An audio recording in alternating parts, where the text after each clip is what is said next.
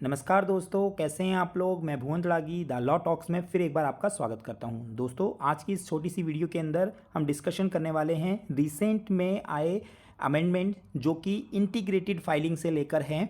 Stock exchange ने notice निकाला है 1 अप्रैल और 2 अप्रैल को ये नोटिस आए हैं। इंटीग्रेटेड वाले जो फाइलिंग हो रही है, गवर्नेंस वाली और फाइनेंशियल्स वाली, तो दोनों के लिए अमेंडमेंट है। बेहद इंपॉर्टेंट अमेंडमेंट है, तो इस वीडियो को एंड तक जरूर देखिएगा। तो फ्रेंड्स, इसके अंदर सबसे पहला जो अमेंडमेंट 1 तारीख को आया है वो इंटीग्रेटेड फाइलिंग जो हो रही है गवर्नेंस वाली, उससे रिलेटेड है।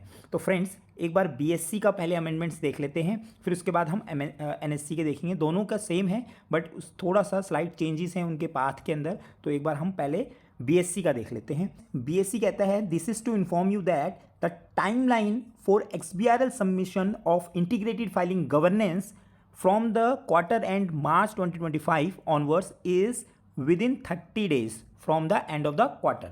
मतलब 30 दिन के अंदर आपको इंटीग्रेटेड फाइलिंग जो गवर्नेंस वाली है वो आपको फाइल करनी है। सेकंड पॉइंट में कहता है कि आपको सबमिट करना है ओनली एक्सबीआरएल फॉर्मेट, मतलब आपको पीडीएफ सबमिट नहीं करना, केवल इंटीग्रेटेड फाइलिंग जो गवर्नेंस वाली है वो आपको एक्सबीआरएल में सबमिट करना है within the prescribe timeline, और टाइमलाइन क्या है 30 डेज। थर्ड पॉइंट में कहता है, quarter end March 2025 onwards the listed entities are not required to submit corporate governance और इन्वेस्टर ग्रीवेंस रिपोर्ट जो ओल्ड फॉर्मेट में था एक्सबीआरएल में, वो भी करना नहीं है। केवल इंटीग्रेटेड फाइलिंग वाला आपको करना रहेगा, क्योंकि लास्ट जो क्वार्टर था उसमें आपको ओल्ड वाला भी करना था और नया वाला भी। In case the exchange seeks any clarification based on XBRL utility submitted by the listed entity, the same shall be required to be responded or resubmitted only to the exchange who has sought the clarification। तो जिस stock exchange ने आपको मांगा है आपको उसका clarification देना है। ठीक है, तो ये था बीएससी का नोटिफिकेशन, किसके लिए? इंटीग्रेटेड फाइलिंग गवर्नेंस के लिए। तो चलिए अब बीएससी फाइनेंशियल्स वाला जो इंटीग्रेटेड फाइलिंग फाइनेंशियल्स वाला है उसके लिए क्या कह रहा है वो एक बार देख लेते हैं। हाँ जी फ्रेंड्स, तो इसके लिए कह रहा है, this is to inform you that the XBRL utility for integrated filing financials has been made available in XBRL section of the listed centre. तो अब एक्सबीआरएल वाला जो फॉर्मेट है वो आपको वहां पर अवेलेबल हो जाएगा, पहले ये अवेलेबल नहीं था। नेक्स्ट कहता है, listed entities are required to submit financial result in XBRL mode only using integrated filing financials utility. ठीक है, आपको इंटीग्रेटेड फाइलिंग ही फाइल करनी है। नोट, इंपॉर्टेंट है ये चीज, outcome of the board meeting along with the financial result in PDF mode to be submitted within the prescribe timeline of 30 minutes या 3 hours, जो भी आपके पर अप्लीकेबल होगा, as may be applicable on the below path. लेकिन integrated filing तो आपको file करनी है, सेम डे करनी है, जिस दिन भी आप फाइनेंशियल्स अपने अपलोड करोगे बीएससी की साइट पे या एनएससी की साइट पे, उसके साथ आपको जो पहले आउटकम जो फाइल करते हो वो पीडीएफ में आपको सबमिट करना रहेगा। और क्या बात है, BSc listing centre, listing compliance, corporate announcement, outcome of the board meeting, साथ में यहाँ पे वर्ड लिखा हुआ है एंड। और आपको जो रिजल्ट्स आपके फाइल करने हैं, BSc listing centre, listing compliance, corporate announcement और रिजल्ट्स, तो 2 जगह पर आपको अपना पीडीएफ अपलोड करना है जो भी आपका रिजल्ट्स है वो। उसके अलावा नेक्स्ट वो कहता है कि आपको सेम डे एक्सबीआरएल में इंटीग्रेटेड फाइलिंग फाइनेंशियल वाला करना है। ठीक है, further note that following shall be discontinued with effect from 1 अप्रैल 2025। क्या क्या चीज़ें डिसकंटिन्यू हो गई है? पहली चीज़ कह रहा है, PDF filing of integrated filing financials. तो पीडीएफ फाइल तो आपको करनी नहीं है, पिछली बार पीडीएफ फाइल में किया था।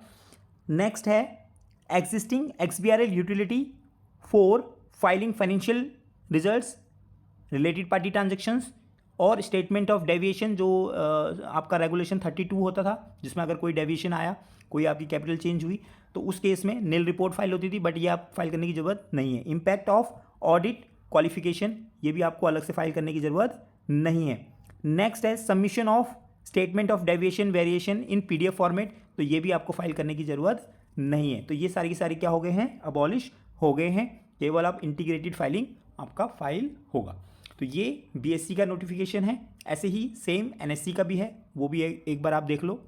फाइनेंशियल्स वाला जिसके अंदर सब कुछ सेम ही है, केवल यहाँ पर जो पाथ है वो डिफरेंट है। यहाँ पर आपको जाना है एनएससी की साइट पर और उसके बाद compliance, common XBRL upload, integrated filing और इंटीग्रेटेड फाइलिंग फाइनेंशियल्स। तो यहाँ पर आप जाएंगे तो वहाँ पर आपको इंटीग्रेटेड फाइलिंग फाइनेंशियल वाला अपलोड करना रहेगा। इसमें भी सेम वही चीज़ है कि आपको आउटकम तो सबमिट करना रहेगा पीडीएफ के अंदर विदिन 30 मिनट्स या फिर 3 घंटे, जो भी एप्लीकेबल होगा। और वो कैसे करना है उसका पाथ यहाँ पे दिया हुआ है। कंप्लायंस अनाउंसमेंट के अंदर जाएंगे, क्रिएट अनाउंसमेंट या कॉर्पोरेट एक्शन, इंटीमेशन टाइप, वहाँ पे आप डालेंगे अनाउंसमेंट, रेगुलेशन 30 पैरा ए, सब्जेक्ट में डालेंगे आउटकम ऑफ बोर्ड मीटिंग और टाइप में डालेंगे फाइनेंशियल रिजल्ट।